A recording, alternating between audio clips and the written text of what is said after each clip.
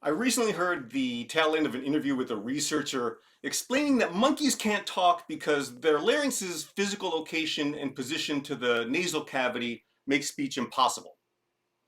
This physical difference between humans and other primates is known as laryngeal descent theory, and it's the accepted scholarship is that at some point in our evolution, our larynx dropped lower than that of our primate cousins.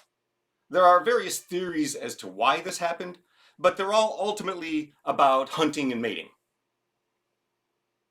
The researcher concluded by saying that this physical difference between humans and other primates is why the movie The Planet of the Apes could never become a reality. Huh, I thought, how interesting. Not only about the larynx position thing, I mean, that's very interesting, but I also thought it was interesting that this guy didn't know that in Planet of the Apes, it was radiation fallout from humankind's nuclear holocaust that enables speech in apes. So, I mean, Planet of the Apes could totally happen. Just saying. I left it at that, or I would have, except a day or so later, an article about speech in Japanese macaques came across my newsfeed. And if you're wondering why that is, I follow just a ton of neuroscience feeds, and invariably a lot of that information is about experimentation with other primates. So, in this fairly recent research paper, the authors claim their discoveries invalidate the long standing LDT theory, or laryngeal drop theory. New research suggests that many primates and other mammals could talk, they just don't. Physically, it turns out the voice box's position is but one small part of the speech process. And while brain wiring also affects language development, it seems monkeys could talk like humans. They just don't. Well, the reason these researchers suggest, in all seriousness, is that our primate cousins aren't talking to us because they're just too lazy. They have all the tools they need to speak. They're just not trying hard enough.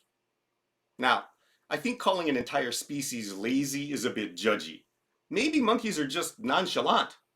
Or perhaps they've seen what chaos human language has wrought and collectively decided, vow of silence, everyone? You good? You good?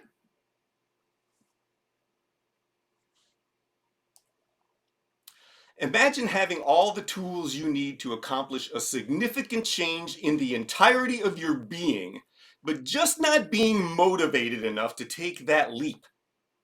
It's the difference between thinking a car that runs on hydrogen is a good idea and making a hydrogen fueled car. Or between thinking of Jesus as a scapegoat for your bad behavior or changing your bad behavior the way Jesus teaches. This debate over whether or not monkeys have a physical flaw preventing them from talking or merely don't feel like it reminds me of Christian discussions about Jesus over the last 2,000 years. Did he come here to die on purpose because sin has physically made humans incapable of oneness with God and each other? Or did he come here to teach us how to become one, how to create a better world? And we've all just been too lazy to do the work. It's much easier to accept Jesus as a scapegoat than to earnestly, sincerely live like him. Christianity has been obsessed with this perceived physical limitation for millennia, using it as an excuse not to actually do the work. The problem is exacerbated by St. Augustine, whose concept of original sin has become doctrine and dogma, leading billions of Christians to a type of Christianity that removes us from personal liability.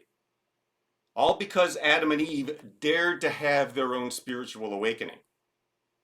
But instead of considering it this way, Augustine sees the proto-humans banished and carrying a genetic defect, sin, which passes on to every human and prevents us from ever reconnecting with God, unless we confess things about Jesus as our literal human sacrifice. Just as laryngeal descent theory, LDT, suggests monkeys are born incapable of speech, original sin theory, OST, demands humans are flawed because we're born that way. The original sin theory proponents loudly proclaim that we're physically, mentally, and spiritually incapable of being good, of experiencing oneness with God and each other. They tell us those deficits are why we need Jesus as our salvation. Jesus, the rabbi, the spiritually attuned, enlightened intellect who spent his entire life teaching others how to be and do like him? We're to minimize all that and instead focus almost exclusively on his death, required by God to get us back into God's good graces. Well, as it turns out, with more research, like 2,000 years of it now, many Christians, like many of us here at the Current, now realize that Augustine and his OST, his original sin theory, is as wrong as the research supporting laryngeal descent as the reason monkeys don't talk. Like them, it turns out we're not physically incapable of oneness with God. We're just lazy. My proof is that Jesus gives us all the information we need to be like him, compassionate above all else, unreasonably compassionate, in fact, because we can sense our connection to everyone on the planet through the interconnecting love of God. Jesus teaches his students how to pray and meditate so deeply that they experience God within them. Jesus has an intimate, personal relationship with the conscious universe, and he knows every human can have the same. We just have to do the work, like a monkey trying to speak. We have all the tools. We just need to form our first words. Now, why is any of this important? Why should I not be lazy and just let Jesus take the hit for me? Well, have you looked at the world lately? This mess doesn't get fixed without a massive change in consciousness, without a great flood-style wake-up call.